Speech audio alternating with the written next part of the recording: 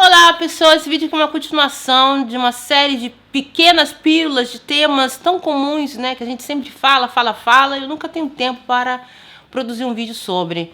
Vamos falar sobre amor preto, isso mesmo, agora é uma nova iniciativa que está surgindo cada vez mais, né, entre a comunidade afro, de que você tem que se relacionar apenas com pessoas pretas por causa de toda a diáspora ou toda a questão, né, estrutural da discriminação, porque é uma luta contra o racismo você ficar contra a pessoa preta. Porque talvez amor preto, numa sociedade tão racista como essa, seja um dos maiores pesadelos da branquitude. É uma questão de sobrevivência, então preto com preto tem que se unir, porque assim, tendo um amor preto, vão ter filhos pretos e assim vai ser um modo de não deixar de existir, né? Porque tá saindo muitas pautas dizendo que você quer assustar a branquitude você ficar contra a pessoa preta. O Spartacus fez um vídeo falando sobre palmitagem, essa questão da palmitagem, onde eu concordei incrivelmente 90% do vídeo daquilo que ele falou. E o tema do vídeo justamente era essa crítica, porque a gente combate contra a discriminação, contra o separatismo, né, aquilo que eles dizem, mas agora estão querendo criar um movimento onde você só se relaciona com pessoas pretas. Então, eu que estou na Itália, eu necessariamente tenho que ficar sozinha, porque dificilmente eu conheço homens pretos aqui. Ou eu tenho que me relacionar com um africano ilegal, um refugiado que está aqui ilegalmente, que eu não falo nada da língua dele, ele não fala italiano, não fala português. E eu tenho que, antes de gostar de alguém, eu tenho que fazer toda uma reflexão política de sobrevivência da espécie, porque eu tenho que combater contra a branquitude. Libertador desconstruir esse gosto, ver que pessoas negras também são incríveis, são maravilhosas, têm muito afeto para dar. Só que a discussão da palmitagem que eu vejo hoje nas redes sociais, ela caminha para a inversão do problema e não para a solução. Tem uma frase famosa do Paulo Freire que diz o seguinte: quando a educação não é libertadora, o sonho do oprimido é ser opressor. Porque, por mais que eu concorde com algumas questões dessa pauta do amor preto, a gente realmente foi doutrinado a não achar bonito a nossa etnia, que realmente a gente foi doutrinado a não considerar, não humanizar mulheres pretas, como pessoas como Neguinho do Borel, e alguns homens tratam mulheres brancas como se fosse uma Ferrari.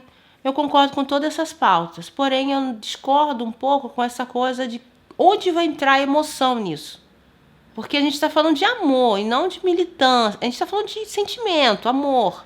Então, assim, eu fiquei imaginando, eu vendo essas pautas, eu fiquei imaginando, gente, imagina eu ir pra cama com um cara. Imagina eu ir pra cama com um cara só politicamente. Gente, é muito de extrema esquerda isso. Amar para as pessoas pretas é se manter vivo junto. Caminhar junto para enfrentar um sistema de opressão, uma cultura de opressão contra corpos pretos, contra as possibilidades pretas de existir. A eugenia no Brasil foi um projeto político, um mecanismo do Estado. Isso está dado, isso não é uma opinião. O maior medo da branquitude é a revolta dos oprimidos, porque a branquitude sabe exatamente o que faz, promovendo e fazendo manutenção de uma sociedade racista como essa. Eu vou falar uma coisa pra você. Tem pessoas que vão ser sempre de direita ou de esquerda ou extremistas. Eu não sou assim.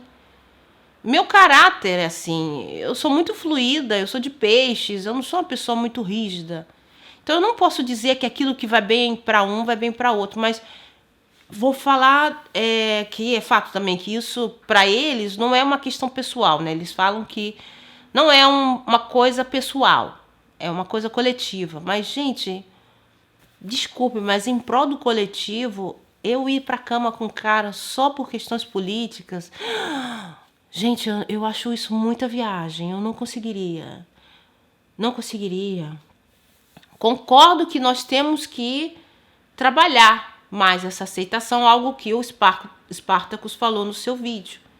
E ele deu até um exemplo bem interessante de que ele foi tentar ficar com o carinha preto e o carinha preto não quis ficar com ele. E disso, existe uma estrutura social que faz com que pessoas negras sejam menos desejadas, porque nós estamos fora do padrão de beleza. Nós somos vistos como pobres, nós somos vistos como menos inteligentes e tal. E aí, assim, pessoas negras têm menos opções de parceiros afetivos. E aí nós temos que nos privar de metade dessas opções como um ato político. Ou seja, a mulher negra, que já é rejeitada por homens negros e brancos, tem que se privar da possibilidade de receber afeto de uma pessoa branca apenas para agradar os outros. Tipo, cara, não faz sentido. E aí eu vejo um processo onde pessoas negras, que já são as maiores vítimas do racismo, que já são as pessoas super adoecidas mentalmente, as pessoas que são tão rejeitadas, quando elas finalmente conseguem um relacionamento que por acaso é com uma pessoa branca, elas são criticadas por outros negros. Por exemplo, já aconteceu comigo ano passado. Eu estava numa festa e aí eu vi um garoto negro que era lindo. E aí eu fui lá, cheguei nele e tal, tentei ficar com ele e não rolou. Aí falei, tudo bem, né? Thank you, next, como dizia a Ariana Grande. E aí fui em busca de outra pessoa. E aí achei um outro garoto lá, que por acaso era branco. Comecei lá a roçar nele. Aí o garoto negro, que me rejeitou, veio pra mim me chamar de palmiteiro. Então o gesto correto seria ficar sozinho. Mas é fato que Spartacus é pardo, né? Não sei, não é eu, mas assim, talvez esse militante preto não quis ficar com o Spartacus, porque o Spartacus já é sub-raça, né? Não é 100% preto. E nesse vídeo, Spartacus finalmente tá acordando para a realidade dos pardos. Porque eu vou concordar, pessoa parda leva a paulada dos brancos e leva a paulada dos pretos. Por isso que eu sou a favor que crie um próprio movimento pardo. Espero que seja o Spartacus a criar o próprio movimento pardo. Aí o Spartacus vai arrasar, né? E o AD Júnior vai morrer de inveja, né? Então, assim, eu realmente considero importante ouvir as questões que pessoas pardas vivenciam, que eu desconheço, porque eu não sou parda. E ver essa mudança, esse crescimento do Spartacus, eu considero uma coisa positiva. Porque aquela paulada que ele levou, eu acho que serviu. Na época lá de, não tem que ficar atrás dos brancos, porque ele ainda fazia o discurso do 100% preto. No exato momento que ele parou de seguir a cartilha da militância, aí ele foi excluído dos grupos. Porque ele começou a questionar o fato de que amor é esse? Seletivo? Vocês estão querendo lutar contra a discriminação, mas querendo uma pureza racial? Vocês estão querendo purismo racial? E é isso que eu vejo hoje nas discussões. As pessoas elas acham que hoje, para solucionar esse problema, você antes preferia brancos, agora você vai preferir negros. Só que isso continua mantendo um componente racial na escolha afetiva. E o problema é esta preferência racial. A gente tem que parar de usar a raça como um componente para poder escolher nosso parceiro afetivo. Isso não quer dizer escolher a raça oprimida ao invés da raça dominante. Porém, eu vou dizer uma coisa, Spartacus. Você foi um que ajudou a incentivar isso. E talvez você ache que eu quero pureza racial. Não. Eu só acho que cada um tem que ter o seu quadrado. Como eu sei que japoneses ou chineses, eles, vai confundir um japonês e um chinês. E eles são bem parecidos, né? O japonês e o chinês. Mas cada um tem a própria etnia ali. Eu não entendo porque pardos, que são a maioria da população, ainda tem que ficar na bucha de pessoas pretas. Cuidado, porque a militância negra está usando vocês como massa de manobra. E no dia que você, pessoa parda, questionar o movimento negro, ou falar alguma coisa, né? Dizer, mas a minha mãe é branca, meu pai é branco. Cuidado. Aí você vai virar sub-raça. Porque as pessoas vão sorrir para você enquanto a sua cara, a sua imagem, a sua inteligência servir para a pauta negra. No exato momento que você começar a questionar, acabou a festa. Eles vão desumanizar a sua existência. Porque eles se acham seres superiores, seres acima do bem e do mal. Pessoas melhores, como a Gabi, que fez questão, né, de fazer bulismo, chacota, me desumanizou, disse que me tratou como se fosse uma maluca, fazendo indicação médica online. diante da Lívia é se ela precisar de uma ajuda, se ela precisar de uma indicação, né, de um psicólogo, que eu acho que ela tá precisando, ela pode vir e me chamar. Eu faço uma indicação, assim, sabe, de todo o meu coração pra ela. Eu faço uma indicação boa pra ela se tratar, pra ela se cuidar, porque eu acho que ela tá precisando, porque ela vive pra acompanhar a vida do outro e pra criticar a vida do outro.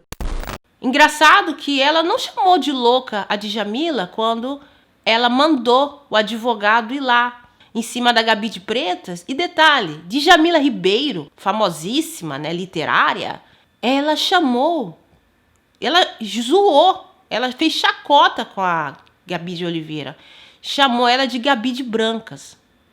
Até hoje eu não vi nenhum vídeo da Gabi de Oliveira criticando a atitude da Djamila. Detalhe, Djamila Ribeiro quis silenciar uma menina de periferia, uma menina humilde que corrigiu uma fala da Djamila sobre a questão do encarceramento, sobre isso. E a Djamila também fez os advogados irem lá no perfil dessa jovem, uma jovem periférica, uma jovem feminista.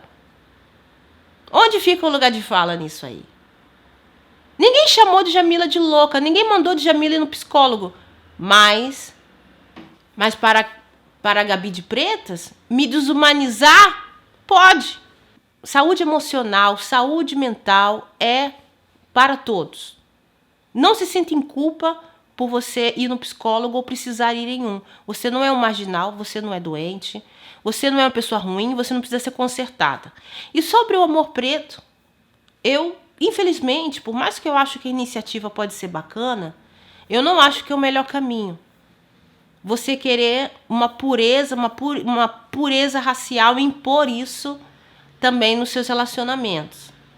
Da mesma forma que eu posso achar lindo o rapaz preto, por mais que eu, durante o período da minha vida, não me relacionei mais com pretos, porque toda a minha juventude foi com cara preto. Nossa, não foi o máximo, tá? Não é que eu fui mais aceitada, respeitada, não. Fui até chifrada. E me relacionei com branco, que também tive os mesmos problemas. São sempre pessoas. E eu tô aprendendo a incluir, a apreciar, a querer me relacionar com homem preto. Mas se não tem homem preto, eu vou me relacionar com pessoas que eu tenho afinidade, que gostam de mim, que aceitam meu cabelo crespo. Eu acho que é esse tema que a gente tem que trabalhar. Porque não adianta eu me relacionar com um cara preto, principalmente aqui na Itália, se o cara acha que eu tenho que ter o cabelo liso. Se o cara me trata como se eu fosse um burro de carga. Se o cara acha ainda que eu sou feia porque eu tô desse jeito. Então, eu acredito que se eu vou me relacionar com um homem branco, esse homem branco tem que saber que um dia vai me encontrar de trancinha, outro dia com cabelo assim, que vai entender que meu cabelo é crespo, vai entender que eu combato contra a discriminação, vai entender que ele é privilegiado por ser branco.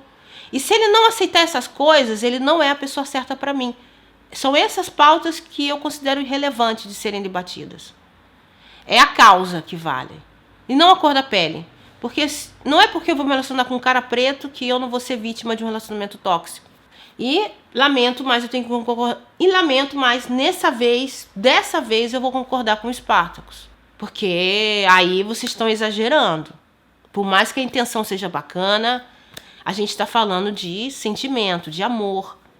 E se a gente precisa trabalhar nossa autoestima, vamos trabalhar. Mas dentro do machismo, dentro da aceitação do próprio corpo, do cabelo. E é uma pauta universal. Ok? Então é isso, pessoas. Eu quero saber a sua opinião. E deixa aí nos comentários o que você acha sobre essa pauta do amor preto. Um beijo super grande. A gente se vê no próximo vídeo.